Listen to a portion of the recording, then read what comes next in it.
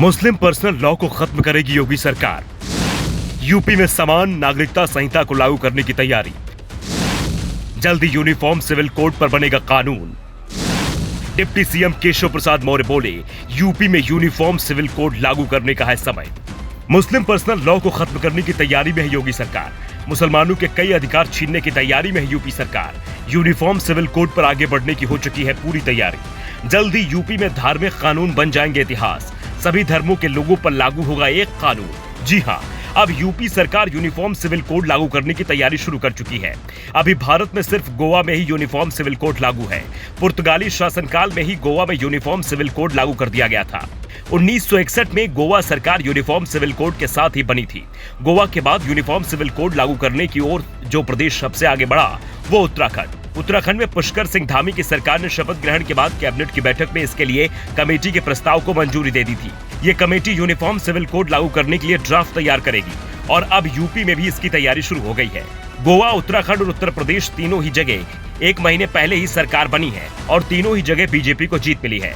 उत्तराखंड और उत्तर प्रदेश के अलावा केंद्र की बीजेपी सरकार भी यूनिफॉर्म सिविल कोड लागू करने के संकेत दे रही है।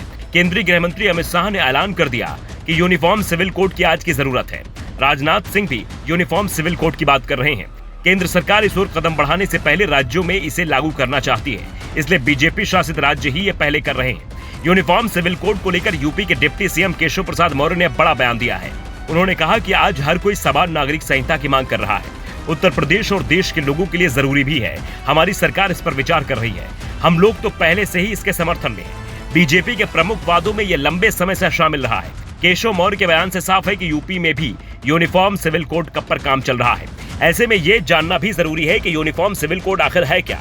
यूनिफॉर्म सिविल कोड यानी समान नागरिक संहिता। इसके लागू होने के बाद भारत में रहने वाले सभी नागरिकों के लिए एक समान कानून लागू हो जाएगा।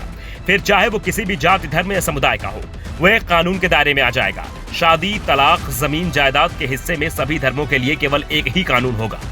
किसी भी समुदाय के लिए कोई विशेष कानून नहीं होगा। राज्य में निवास करने वाले लोगों के लिए एक समान कानून का प्रावधान होगा। धर्म के आधार पर मिलने वाली छूट इतिहास बन जाएगी। इसके लागू होने से Muslim personal law, Parsi personal law, Christian personal law खत्म हो जाएंगे। इसी के चलते समान नागरिक संहिता का भी विरोध हो रहा है। बीजेपी इस बार यूनिफॉर्म सिविल कोड पर आगे बढ़ेगी, इसके संकेत तो विधानसभा चुनाव में ही मिलने लगे थे। योगी आदित्यनाथ ने विधानसभा चुनाव को 80-20 बताया था। चुनाव परिणाम आए तो योगी से सवाल भी किया गया। अब तो सरकार बनने वाली है, क्या प्रदेश में यूनिफॉर्म सिविल कोड लागू किया जाएगा?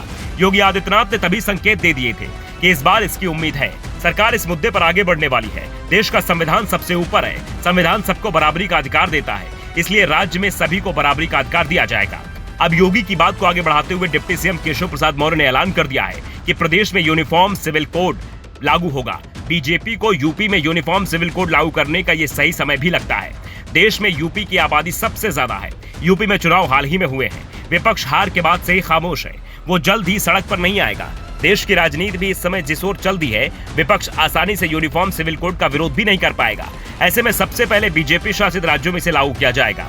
बाद में लोकसभा चुनाव से पहले पूरे देश में इसे लागू करने का फैसला लिया जाएगा।